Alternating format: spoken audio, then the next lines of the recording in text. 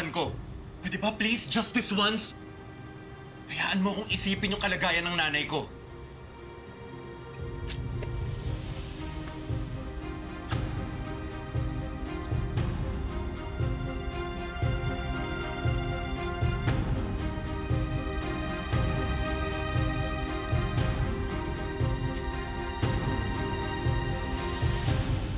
Masama ko lang saglit yung lola niyo.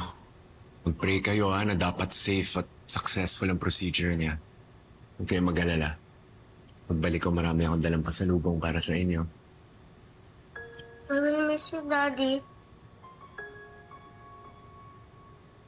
I miss you too. Daddy, promise ha, babalik ka po kaagad. Oo naman. Basta kayong dalawa, magbe-behave kayo.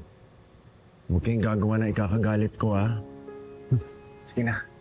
I love you. I love you, ate.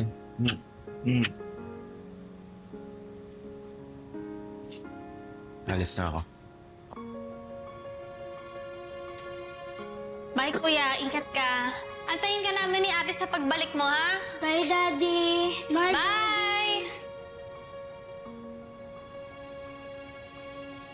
Uy, mga bata, huwag kayong malungkot. Lapit-lapit lang ng Singapore, eh. Babalik din agad yung tatay niyo. Huwag kayong mag-alala.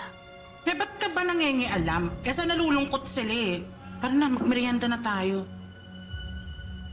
Saka pa, ate, huwag kayong malungkot. Dito naman ako, eh. Hmm?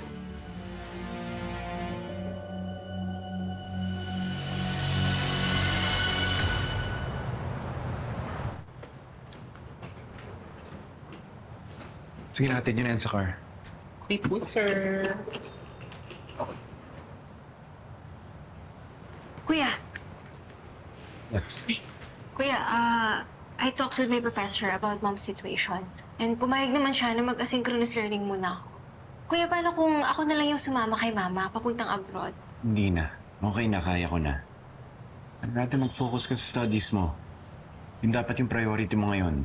But how about you, Kuya?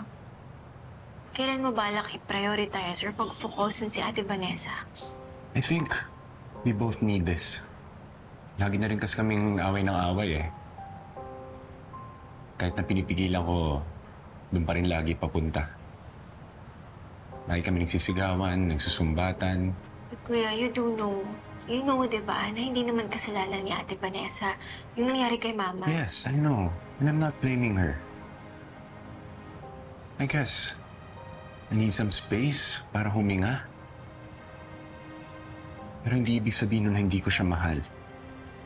Lexi, tandaan mo. Minsan kailangan natin lumayo, hindi para mawala.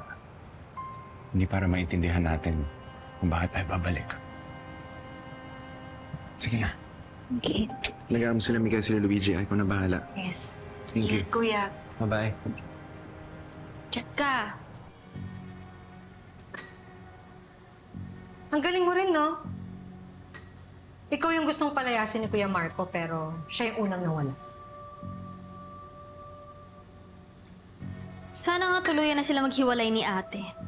Di sila bagay, Diyos ko. Mahina siya, tsaka mama's boy pa. Pero, siya yung asawa.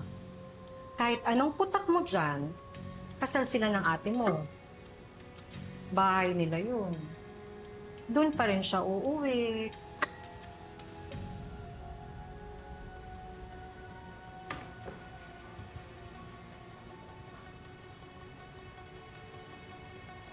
E di umuwi siya.